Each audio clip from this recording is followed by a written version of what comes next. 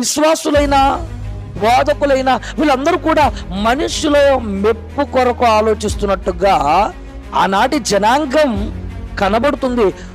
వాళ్ళలాగే పౌలు గారిని కూడా అనుకుంటున్నారు కనుక పౌలు గారు కరాఖండిగా చెప్తున్నారు, మనుషుల ప్రశంసలు నాకొద్దు, మనుషుల మెప్పులు నాకొద్దు, నాకు దేవుని దయను సంపాదించుకోవాలని నేను ప్రసంగాలు చేస్తున్నాను, దేవుని మెప్పు కొరకే నేను స్వార్థ ప్రకటిస్తున్నాను తప్ప మనుషుల మెప్పు, మనుషుల యొక్క ప్రశంసలు, మనుషుల యొక్క దయ నాకు అక్కరలేదు.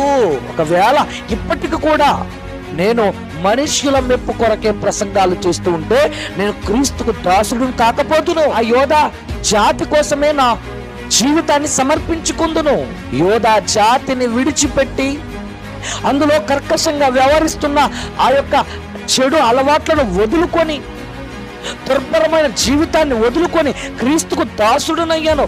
ఒకప్పుడు మనుషుల మెప్పు కొరకు నేను ఆలోచించేవాడిని. ఆ మనుషుల మెప్పు కోసం క్రైస్తవులందరినీ కూడా హతమార్చేవాడిని. కానీ ఇప్పుడు మనుషులను సంతోషపెట్టాలని నేను అనుకోవట్లేదు, అధికారులను సంతోషపెట్టాలని నేను అనుకోవట్లేదు. యేసుక్రీస్తుకు దాసుడుగా ఉండి దేవుని దయను సంపాదించుకొని క్రీస్తు కొరకే నా జీవితాన్ని సమర్పించాలనుకున్న వాడిని చెప్పుకుంటున్నాడు. చూడండి.